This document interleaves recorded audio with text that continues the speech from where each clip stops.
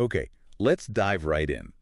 We're taking a deep dive today into something, well, fundamentally reshaping our world, artificial intelligence. Mm-hmm.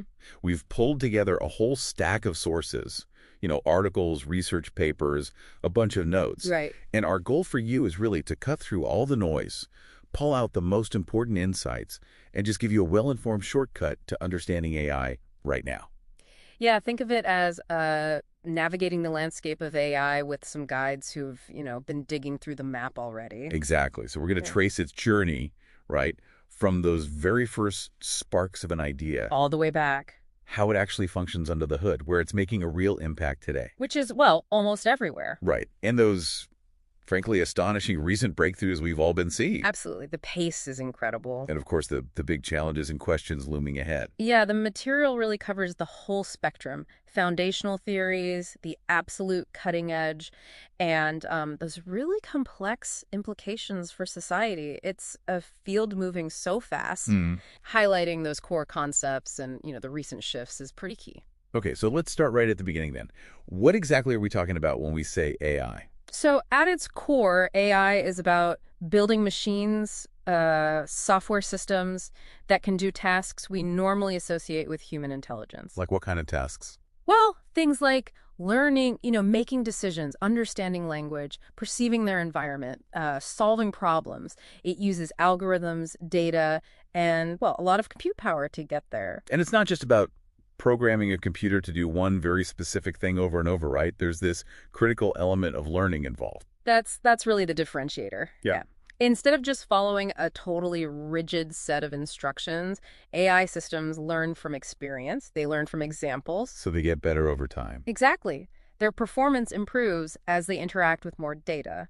And this whole concept, it's evolved dramatically. It shifted from those early, almost philosophical questions about whether a machine could truly think. Right, like the sci-fi stuff. Kind of, yeah. To a much more, let's say, pragmatic engineering goal of simulating specific human cognitive abilities. And if we're talking about those early questions, you almost have to mention Alan Turing. Oh, absolutely. Turing was thinking about this stuff way before it was even a formal field. In his 1950 paper, he was really wrestling with this idea of machine intelligence. And the Turing test. Right. He proposed the imitation game, which we now call the Turing test. Yeah. The premise was pretty simple. If you're chatting with something, via text, and you honestly can't tell if it's a human or a machine, Then does that mean it's thinking? well, that was the question he posed. It was a way to try and get a concrete handle on a very, very abstract problem. A measure, sort of. But the inspiration wasn't as philosophical, was it? Some early ideas came from trying to mimic the brain itself. Yeah, that's right. And neuroscience offered some early models. Donald Hebb's idea from 1949, people often boil it down to cells that fire together, wire together. That suggested a biological way learning might happen, and it definitely influenced the concept of artificial neural networks. So wiring things up based on use. Kind of. And even before that, back in 43, Pitts and McCulloch created a mathematical model of an artificial neuron. Building on that, Marvin Minsky and Dean Edmonds actually built one of the very first neural network machines called SNARC in 1951. Wow, snark at stake. Okay. So you have these scattered ideas floating around, philosophical tests, biological models, and then somehow it all coalesced into like a distinct field. That moment is really pegged to the Dartmouth Conference. It happened in the summer of 1956. Okay. This was a workshop specifically pulled together by four really key figures. John McCarthy, he's the one credited with coining the term artificial intelligence. Up right there. Yep. Along with Marvin Minsky, Nathaniel Rochester, and the famous Claude Shannon, they brought together researchers to basically define this new area and, importantly, map out a research agenda. And that agenda really did shape the field for decades to come. That origin story makes it super clear this wasn't just a computer science thing from day one. Oh, not at all. It was born right out of this mix of mathematics, the brand new field of computer science back then, psychology, neuroscience, philosophy. A real melting pot. Exactly. And that interdisciplinary DNA, it's still crucial for understanding AI's complexity even today. All right, so we've got the history, the foundations laid out. How does this stuff actually work now? The sources talk about different ways AIs build, different approaches. Yeah, broadly speaking, the field has explored historically two major pathways or paradigms, you could call them, and you still see their influence today. Okay, what are they? First, there's a symbolic AI, sometimes called classical AI or GUFAI, good old-fashioned AI. Right. This approach is like building a system based on explicit rules and logic. Think like a rational deduction system. Knowledge is represented using symbols that humans can actually read and understand. So you can see how it's reasoning. Exactly. That makes these systems quite explainable, auditable. Think of those older expert systems designed to say, diagnose a problem using a big tree of IFF then rules. Okay, makes sense. And the other main path. That's connectionist AI. This one draws more inspiration from the structure of the brain using artificial neural networks. Okay, the brain analogy. Right. So instead of having explicit rules programmed in, these systems learn patterns directly from vast amounts of data. The knowledge isn't in one place, it's kind of distributed across all the network's connections. And these are powerful. Incredibly powerful, fantastic at finding subtle patterns in really complex data. But they're often much harder for a human to fully interpret. That's where you get the black box label. The black box. We hear that a lot. Yeah, and deep learning, with its many, many layers of neurons, is the leading example of connectionism today. It's driving a lot of the current progress. So, okay, you've got this tension then between systems you can fully understand, but maybe they're a bit limited, versus these really powerful systems that are kind of opaque, hard to see inside. Exactly that. It's the high performance versus explainability trade-off. As AI systems, especially those deep learning models, get more and more complex, trained on just unbelievable amounts of data, Yeah. understanding why they make a specific decision becomes a huge challenge. And this black box problem, it's critical in areas like, say, medical diagnosis or loan applications. Places where you need to trust the outcome. Precisely. Trust and the ability to audit are just essential there. The sources note this tension isn't going away, and future directions include trying to maybe combine the strengths of both approaches in a hybrid systems. Interesting. And this work, it's branched out into lots of specific areas, right? Tackling different kinds of problems. Oh, yeah.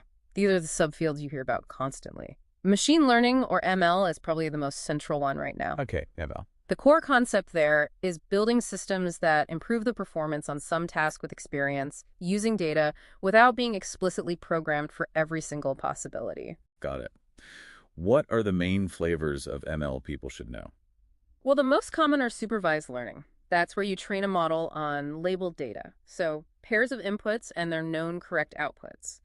The model learns to map inputs to outputs. Like teaching it what spam email looks like. Exactly, based on lots of examples of spam and not spam. Then there's unsupervised learning. That's about finding hidden patterns or structure in data that doesn't have predefined labels. Like finding natural groups in data. Yeah, like clustering similar news articles together automatically. And the third main type is reinforcement learning. Okay. This involves an agent, like a robot or a game player, learning by trial and error. It interacts with an environment, gets feedback, usually rewards or penalties. Like training a dog. Sort of, yeah. To figure out the optimal strategy, think about training a robot to navigate a maze or an autonomous car learning the best way to drive. And deep learning, you mentioned that's powered so many recent breakthroughs. Yeah, deep learning is a really powerful subset of machine learning. It uses these artificial neural networks that have multiple layers between the input and the output. That's why it's called deep. More layers, more complexity. Right. And these deep architectures are incredibly effective at automatically pulling out complex patterns from raw, messy, unstructured data like images, audio waveforms, or just plain text. So that's behind things like voice assistants. Definitely. Understanding speech commands, recognizing objects in photos for self-driving cars, analyzing complex medical scans. Deep learning is under the hood for a lot of that. And language and vision specifically have their own branches too. They do. That brings us to natural language processing, NLP. That's all about enabling computers to understand, interpret, and increasingly generate human language. Chatbots, translation. Exactly. Chatbots, translation tools, figuring out the sentiment in a piece of text. Then there's computer vision, which focuses on allowing machines to see and interpret visual information from images or videos. Crucial for self-driving cars again. Absolutely. Essential for everything from facial recognition to autonomous vehicles, understanding traffic signs, pedestrians, lane markings. The whole visual Oh, scene. robotics. Robotics combines AI with physical machines, with engineering to create intelligent, autonomous agents that can perceive their environment, reason about it, and actually act in the physical world. And those expert systems you mentioned earlier. Yeah, they're maybe less dominant now with the rise of ML, but they still exist. They apply that rule-based symbolic AI in very narrow, specific domains, like for diagnostics or checking compliance rules. Okay, so pulling that all together, Yeah. it sounds like machine learning, and especially deep learning, is really the engine driving most of what we see AI doing today. That's a fair summary, yeah. And a critical point the sources really hammer home is the absolute dependency on data. Right, data, data, data. The performance, the capabilities, the very existence of many modern AI systems are just fundamentally tied to the availability of vast amounts of high-quality, relevant data. And that dependency is key. It's key to understanding so many of the downstream issues and challenges. Everything from bias in the systems to the sheer cost and effort involved in training them. Okay, let's shift then. Where is AI actually showing up in the real world right now? The sources paint a picture of it being incredibly pervasive almost everywhere. It really is. It's becoming deeply integrated into almost every sector imaginable. Take healthcare, for example. Yeah, what's happening there? AI is, well, revolutionizing diagnostics. It's often used to help interpret medical images, x-rays, MRIs, scans sometimes with incredible speed and accuracy. Finding things humans might miss. Potentially, yeah, spotting minute changes or patterns. It's also key in personalized medicine, analyzing complex patient data genetics, lifestyle factors to help tailor treatment plans. Wow. And AI is enhancing the precision of robotic-assisted surgery. Plus, it's powering predictive analytics, often using data from wearable devices, to give early warnings about potential health issues, like maybe an impending asthma attack. That's huge. Finance sounds like another massive area. Oh, absolutely. Fraud detection is a classic use case. AI can spot these really subtle, anomalous patterns in millions of transactions in real time. Stuff a human could never catch. Exactly, just impossible manually. It's used heavily for risk assessment and credit scoring, analyzing huge customer data sets very quickly for loan applications. Algorithmic trading, of course, is heavily reliant on AI crunching market data for ultra-fast decisions. And automation, too. Yeah, automating lots of back-office tasks, accounting, billing, even customer service interactions through, sophisticated chatbots, giving financial advice or answering queries. Transportation is one we all hear about constantly. Self-driving cars. Right, that's the most visible part. Autonomous vehicles, self-driving cars and trucks, using AI and sensors to perceive, plan, and navigate. The big hope there is reducing accidents caused by human error. But it's more than just the cars themselves. Oh, yeah. AI is used for optimizing traffic flow in cities, dynamically adjusting traffic signal timings based on real-time data from cameras and sensors to reduce congestion, maybe predict traffic peaks. Smart cities kind of stuff. Exactly. And predictive maintenance for vehicles analyzing sensor data to foresee potential mechanical failures before they happen. Plus, in logistics, optimizing delivery routes based on traffic, weather, costs, all sorts of variables. And AI is even changing how we consume and create entertainment. Definitely. Content personalization is huge. Think about how platforms like Netflix recommend shows. Yeah, the algorithm knows me too well. Right. Or how Spotify suggests music based on your listening history. That's all AI. And now, generative AI is increasingly being used as a tool in content creation. Helping artists and writers. Yeah, assisting artists, writers, composers, filmmakers, maybe generating initial ideas, drafts, graphics, background music, even complex visual effects or 3D models. It's also enhancing gaming experiences, creating more dynamic, unpredictable environments, personalizing difficulty levels, and of course, driving highly targeted advertising campaigns. It's really striking when you lay out all these examples. It feels like many of them are fundamentally using the same core AI capabilities, just applied to different data or different problems. That's absolutely the through line. You nailed it. Whether it's predicting when a machine might fail in a factory. Or predicting a patient's reaction to a drug. Exactly. Or diagnosing a disease from a scan. Or flagging a fraudulent transaction in finance. They're all, at their heart, sophisticated pattern recognition and prediction problems. AI's power comes from finding those non-obvious connections in massive amounts of data. So it boils down to. A lot of it boils down to automation, prediction, personalization, or optimization, just applied across the board. And that's why the projected economic impact is so enormous. What are the numbers? Well, the sources mention projections like AI potentially adding something like $15.7 trillion to the global economy by 2030. Wow, that's staggering. It is. It reflects AI being a truly general purpose technology. And underpinning all these real-world applications, again, it comes back to that need for data, right? Absolutely. It can't be stressed enough. The sources reiterate that the widespread adoption, the effectiveness of these AI systems are critically dependent on having access to vast amounts of high-quality data relevant to the specific task. And getting that data is a challenge. It is. They explicitly mention the huge data sets required for training and the problem of insufficient proprietary data being a significant hurdle for many organizations trying to actually implement AI solutions.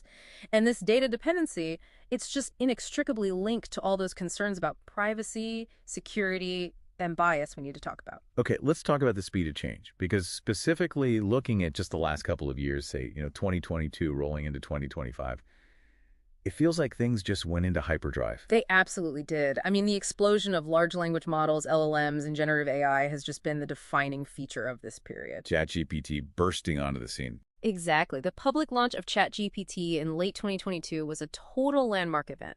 It put really sophisticated AI capabilities into the hands of millions almost overnight, became like the fastest growing consumer software app in history. And it didn't just stop with text, did it? No way. We saw incredibly rapid breakthroughs in what's called multimodal AI. Meaning AI that can process and generate different types of media text, images, audio, video. Daily 2 showed really impressive image generation. Making pictures from text prompts. Right. Then models like Midjourney push the resolution even higher. Then the big LLMs themselves, like GPT-4 and Claude 3, gained the ability to not just understand text, but also look at and respond to images. That was a big leap. Huge. And Google's been making major strides, too, generating images with Imagen, video with VO, audio with music effects. And now we're seeing previews of things like OpenAI Sora aiming for really realistic video generation up to a minute long. Crazy. While Google is exploring things like video to audio generation with V2A, it's moving incredibly fast on all fronts. Beyond just generating cool stuff, though, there's also been significant progress in making the AI itself more efficient, more powerful under the hood. Yes, absolutely. The underlying performance is improving dramatically. We've seen a really substantial decrease in the per-token cost for inference, which basically means the cost of getting a response or a result from a trained model is dropping significantly. And the algorithmic improvements alone, just smarter ways of doing things, are estimated to be compounding at something like 400% per year. 400%. Per year, meaning you can achieve the same result with significantly less compute power over time. We're also seeing smaller, more specialized models trained more efficiently that can achieve surprisingly high-performance benchmarks compared to the giants. Interesting. So not just bigger is better. Not always, no. And LLMs are getting integrated much more directly into, day-to-day academic research and business workflows. They're becoming tools people actually use. What about AI that doesn't just answer a query, but can actually do things more independently, take action? Right. That's the big push towards agentic AI. And this relies heavily on improved AI reasoning capabilities. Making the AI smarter at figuring things out. Exactly. Reasoning is crucial for more complex, multi-step tasks, and it's actually a major driver of the demand for more computing power. LLMs are definitely showing progress here, but getting them to be reliably correct is absolutely key if you want to build autonomous agents you can trust. How are they improving the reasoning? Well, techniques like chain of thought prompting are helping. That's where you get the model to kind of show its work, generate intermediate steps before arriving at a final answer. It improves accuracy and gives you at least some visibility into its reasoning process. So agentic AI, these are systems that do more than just react. Yeah, they're designed to go beyond just responding to a single prompt. They can plan, initiate actions, perform complex tasks, autonomously maybe searching the web, interacting with other software tools, managing entire processes. It's a shift from reactive AI to proactive AI. And are businesses actually starting to use these agents yet? The sources indicate there are really significant expectations for rapid business adoption. Predictions suggest a substantial chunk of companies expect AI agents to be managing, like, half their core processes within the next few years. Half. Wow. Yeah, with even wider deployment expected shortly after that. We're starting to see early examples emerge, like Amazon Q reportedly saving significant sums through agent automation, Google showcasing Project Astra as a kind of universal AI assistant concept, and advanced research into agents within models like Gemini Advanced. How about vision and robotics during this recent burst? Have they kept pace? Oh yeah, big strides there too. Computer vision is moving towards more human-like interactive understanding. We've seen breakthroughs like interactive segmentation model. SAM is a big one. What does that do? It lets you basically select objects or regions in an image just by clicking or scribbling on them, and the AI figures out the precise boundaries. Really useful. Or language-guided models like CLIP and Grounding Dino that can understand what you're looking for in an image based on a text description you give it. So you can talk to the vision system. In a sense, yeah. Plus, remarkable progress in image editing and generation using these things called diffusion models, which kind of build up images gradually from noise. And in robotics, what's the focus?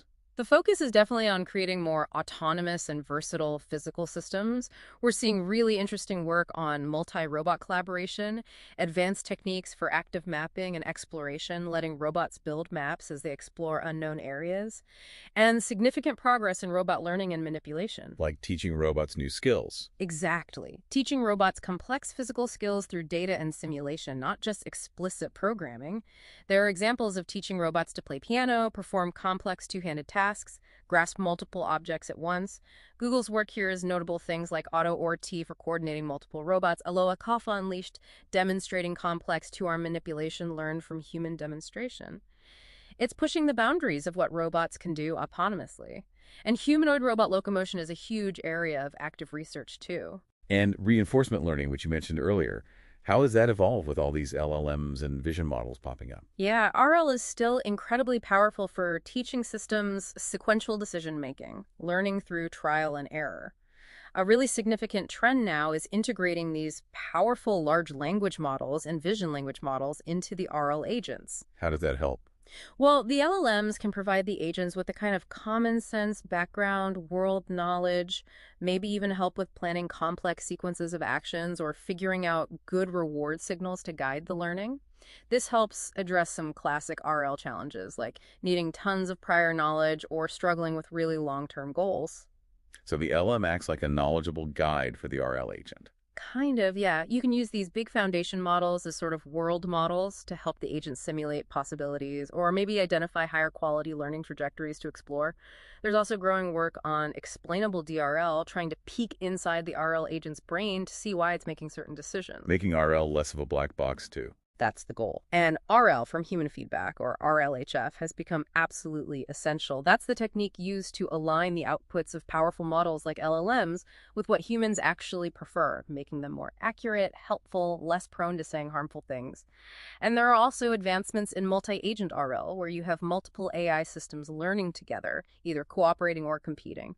Okay, so when you look at this whole cluster of recent breakthroughs, multimodal, agents, reasoning, robotics, RL improvements, where does it all suggest AI is heading in the very near future? Well, it clearly points towards systems that are far more autonomous, much more capable of complex reasoning across multiple steps, and inherently multimodal, able to seamlessly understand, process, and generate text, images, video, audio, maybe even physical actions. So moving beyond single-task AI. Definitely. The trend is strongly away from single-task, purely reactive AI systems towards more general, proactive, and highly adaptable agents. The idea of some form of universal AI assistant or significantly more capable, adaptable robots feels much, much closer now than it did just a few years ago. It seems like this incredibly rapid progress, while driving these amazing new capabilities, must come with some significant demands, right? Some serious resource needs. It absolutely does. Even with those efficiency gains we talked about, the sheer pace of advancement, particularly the push for better reasoning, larger models, more complex agents, it just fuels an increasing demand for computational resources. More GPUs, Yeah. more specialized chips. Exactly. Highly specialized hardware like GPUs and ASICs. The sources actually highlight this tension. You have this exponential expansion of the model economy happening alongside an increasing drain on digital resources. So it's getting cheaper per unit, but we're using vastly more units. Pretty much. This creates a massive need for investment in high-performance computing infrastructure, which immediately raises concerns about the environmental impact, the energy consumption. And who can afford to play? Right. The accessibility for smaller organizations, individual researchers, maybe universities without huge endowments. It potentially widens that gap if you need access to these massive compute clusters. And Crucially, the increased autonomy and capability of these advanced systems directly intensifies all those concerns around human oversight and control, accountability. It makes that black box problem even more critical when you have AI potentially making independent, complex decisions out there in the real world. that leads perfectly into the flip side of all this amazing progress. The challenges, the limitations. What keeps AI from being perfect? What are the big thorny questions people are grappling with? Yeah, there are significant inherent technical limitations we have to acknowledge. As we just touched upon, the resource costs are just enormous. The compute power, the data. Huge compute power, massive data sets, extensive training time, expensive specialized hardware like GPUs and TPUs. The energy consumption and the resulting carbon footprint associated with training and running these very large models are substantial and a growing concern. And data is still a bottleneck. For many, yes. The sources explicitly state that for lots of potential applications, the simple lack of sufficient proprietary data is a major roadblock for organizations wanting to build or use effective AI. And we keep coming back to that black box issue, the explainability problem. It's arguably the most fundamental technical hurdle impacting trust and widespread adoption, especially in high-stakes areas. Many of the most powerful models, particularly those deep neural networks, operate in ways that are just fundamentally opaque to humans. You see the input, you see the output. But the intermediate process, the actual why behind a specific decision, is not easily discernible. And that lack of explainability, it really undermines trust. It makes debugging these systems incredibly difficult, and it seriously complicates efforts to regulate or provide meaningful oversight. Is research helping here? Explainable AI. There's a whole field, explainable AI or XAI, working on it, but it's a genuinely hard problem, especially for the most complex models. Interestingly, the sources do mention that using explainable AI models can actually reduce human error when they're used in conjunction with human experts, suggesting transparency really does have value. It also seems like, despite all the advances, AI systems still lack some very basic human capabilities, right? Right. Like common sense. That's another significant limitation, yeah. Current AI often really struggles with true common sense reasoning, the kind of implicit knowledge humans navigate the world with. It struggles with understanding nuance, handling situations that are radically different from its training data, or correctly interpreting casual or ambiguous language. No emotional intelligence either. Right. It lacks genuine emotional intelligence or any kind of true subjective experience. Another major technical vulnerability is something called adversarial attacks. Yeah, to those. That's where tiny, often completely imperceptible changes made to the input data, like changing a few pixels in an image, can cause an AI system to make catastrophic errors, like misidentifying an object completely. That sounds like a huge security risk. It is a very serious security concern. It makes AI systems potentially vulnerable to fraud, spam, or targeted manipulation. The sources actually project that a significant percentage, maybe 30% of AI-related attacks in the near future, will involve things like poisoning the training data, stealing the models themselves, or feeding them these adversarial samples. Okay, so those are the technical limits. But beyond the tech itself, there are these huge societal and ethical questions raised by AI. And they are deeply intertwined with the technology. Bias and fairness are absolutely enormous issues. How does bias creep in? AI systems learn from the data they're trained on. So if that data reflects historical, societal bias, you say, in past hiring decisions, loan applications, or even just the data sets used to train facial recognition systems, AI learns the bias. it doesn't just learn those biases, it often amplifies them, leading to unfair or discriminatory outcomes.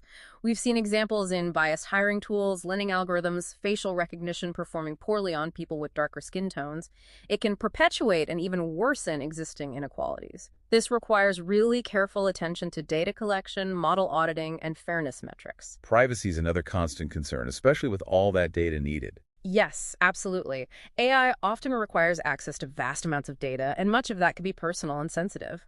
This raises fundamental questions about how that data is collected, how it's stored, how it's used, and how it's protected. There's a trade-off there. There's a constant tension between leveraging data for powerful AI insights and protecting individual privacy.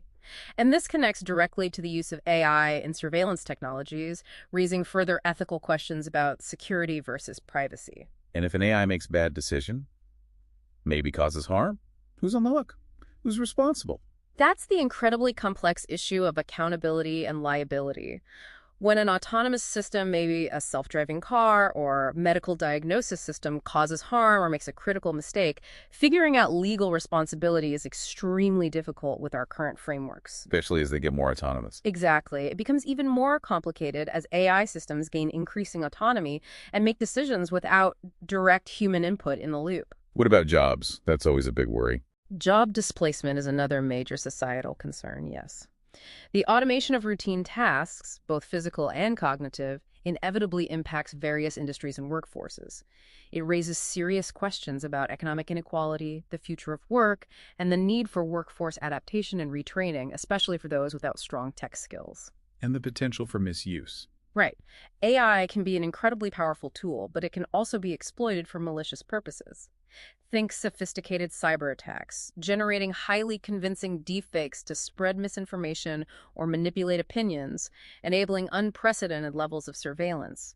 Preventing harmful exploitation is a critical global challenge. We mentioned the energy costs earlier, but the environmental impact is broader than just that, isn't it? It is. Those high computational demands translate directly into significant energy consumption, yes, but also the carbon footprint associated with manufacturing the hardware and maintaining the vast data centers required to train and run these models.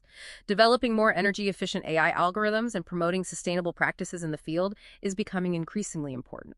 And finally, there's that sort of philosophical, but also very practical question of human control, especially with highly autonomous systems. Yeah, this is a deep concern. In areas like autonomous weapon systems, lethal autonomous weapons, or killer robots, or even the management of critical infrastructure using AI, ensuring there are robust mechanisms for meaningful human oversight and the ability to intervene, to override, is absolutely paramount. It's fundamentally about maintaining human control over powerful systems, making decisions that could have irreversible consequences. You know, listening to all these challenges, it really feels like many of these ethical issues aren't just separate problems floating out there, but are directly rooted in the technical aspects we discussed earlier. They are deeply, deeply connected. You're spot on. The bias found in the training data directly causes the bias and fairness issues in the AI's output. The black box problem, that lack of explainability, directly leads to challenges in transparency, trust, and accountability. The high resource costs contribute significantly to the environmental impact. So fixing the ethics requires fixing the tech too. Exactly. Addressing these challenges isn't just about writing laws or creating ethical guidelines, although that's crucial. It also requires fundamental research into making AI systems inherently more explainable, less susceptible to bias, more robust against adversarial attacks, and more energy efficient. It really underscores the need to think about responsible AI development from the very beginning, baked into the design process. And all of this just highlights the urgency for some form of governance, some ethical frameworks to guide development and deployment. The sources are really clear on this point. The increasing number of AI-related incidents, mishaps, and the sheer pervasive impact of the technology across society underscore the critical need for developing effective ethical guidelines, best practices, and regulatory frameworks. Are governments moving on this? Globally, yes. The sources indicate there's definitely increased urgency among governments to address AI governance. And importantly, the material emphasizes that AI isn't just a technical field, it's fundamentally a socio-technical field. Meaning, you can't solve its challenges with technology alone. Addressing complex issues like bias, privacy, or job displacement requires input and collaboration from diverse disciplines: psychology, sociology, economics, law, philosophy. Purely technical solutions are just insufficient for these deeply human and societal problems. But are we acting fast enough? Well, there's a recognition of a gap between recognizing our AI risks, responsible AI risks, and taking meaningful action. Closing that gap, moving from awareness to concrete implementation of safeguards and governance is crucial. Okay, so amidst all this complexity and rapid change, Who are the key players? Who are the organizations really driving this field forward, both the technology itself and maybe wrestling with these complex questions? Well, on the fundamental research and education side, you absolutely have to start with the leading academic institutions. They're foundational. Which ones stand out? Places like Stanford, MIT especially, its Computer Science and Artificial Intelligence Lab, CASAIL and UC Berkeley, with its Bayar Lab, are consistently at the forefront. They're publishing groundbreaking research, training the next generation of AI talent. Others too? Oh, yeah, absolutely. Carnegie Mellon has historically been very strong. Oxford and Cambridge in the UK are doing pioneering work, particularly in AI ethics. Tsinghua University is a major leader in China with huge numbers of publications and patents. The University of Toronto was a cradle of deep learning connected with the Vector Institute. Harvard's doing important work on ethical AI, and the list goes on. Georgia Tech, University of Washington, UIUC, Cornell, Michigan, Columbia Imperial College, ETH Zurich. NUS in Singapore, UPenn, UT Austin, NTU. So a global network of universities. Exactly, and their role isn't just advancing the tech, it's also crucial in developing frameworks for fair, ethical, and responsible use. And then you have the companies deploying AI at massive scale. Right. Industries where we see the huge investment, the development of the largest scale models, and the widespread deployment into products and services. Who are the big players there? Amazon is a giant, primarily through AWS, its cloud platform. AWS provides the essential infrastructure that so much AI development relies on, and they're constantly reconfiguring it for AI workloads, offering tools like SageMaker and Bedrock for building models. They're building their own chips, too. Yeah, they're investing heavily in custom silicon, like their Trainium 2 chips designed for demanding AI training, and building their own AI applications like Amazon Q for businesses. Hugging Face has become this absolutely critical hub for the open source AI community. Replace defined models. Exactly. Yeah. Hosting like 1.5 million models, hundreds of thousands of data sets, it's indispensable for sharing and collaboration. OpenAI, of course, had that pivotal moment with ChatGPT's launch, really shifted the public conversation towards generative AI. They have the popular GPT models, projecting substantial revenue growth, and keep pushing multimodal boundaries with things like DALL-E 2 and the Sora video model previews. And Google. Google remains an absolute powerhouse across the board, developing massive, highly capable models like Gemini, which they're positioning for an agentic era of AI, Yeah. integrating AI deeply across all their products, from search to workspace, advancing multimodal generative AI with Imagen, VO, Music FX, making huge contributions in robotics research, AI hardware like TPUs, and even releasing significant open models like Gemma for the community to use. Any others? Well, in the autonomous vehicle space, companies like Baidu in China with its Apollo Go robotaxi fleet and Waymo here in the US, spun out of Google, are really leading the practical deployment, offering rides to the public in certain areas. It seems like there's this constant back and forth, a sort of synergy between the universities and the big tech companies. Absolutely. It's a very symbiotic relationship. Academia often provides the foundational theory, the initial breakthroughs, explores the ethical dimensions. While industry brings the resources. Exactly.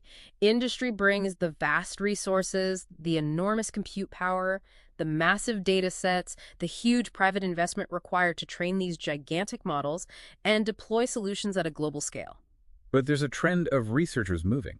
Yeah, there's a notable trend of top academic researchers moving into corporate labs, partly because that's where the cutting-edge resources often are now, which does raise some questions, about the future direction of AI research being increasingly influenced by commercial priorities and potentially creating or exacerbating a resource divide between the big tech companies and everyone else. And looking at this whole landscape, it feels like it's shaped by something even bigger than just tech development itself. Like it's become a major geopolitical competition. The sources highlight this very clearly. The development and leadership in AI is absolutely a significant area of global competition, especially between the US and China. How does that break down? Well, the data suggests that while the U.S. currently leads in the production of the absolute top-tier, frontier AI models, producing significantly more of them in 2024 than China, but China is rapidly closing the performance gap on key benchmarks. They're catching up fast in terms of capability. And China already leads in the sheer volume of AI-related publications and patents filed. What about investment? There's a significant disparity there, with private investment in AI in the U.S. being vastly higher than in China, according to the figures cited. But the overall competitive dynamic is incredibly intense. What are the implications of that competition? Well, on one hand, it definitely accelerates progress globally. Competition drives innovation, but it also carries risks.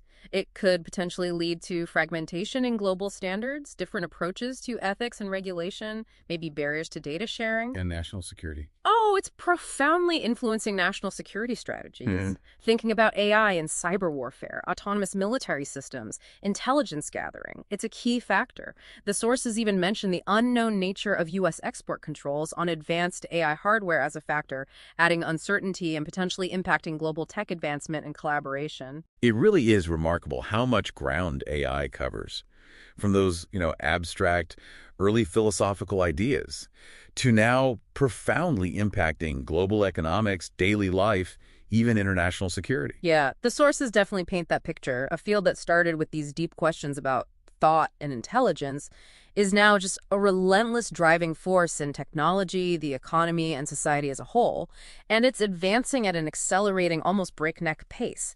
Those improvements in algorithms, the decreasing costs of inference, they're powerful enablers for deploying ever more sophisticated systems much more widely. And for you, the listener, we really hope this deep dive has helped connect some of those dots, maybe giving you a more informed perspective on AI, its journey, where it is right now, and all the complex forces shaping its future. Yeah, it's just so clear from the material that AI is this deeply complex socio-technical field.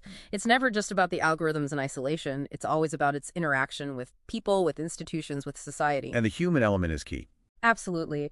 While those concerns about job displacement are definitely valid and need addressing, the material also points to this growing focus on human AI augmentation, human AI collaboration, even the concept of AI coworkers. So not just replacement, but working alongside AI. Exactly.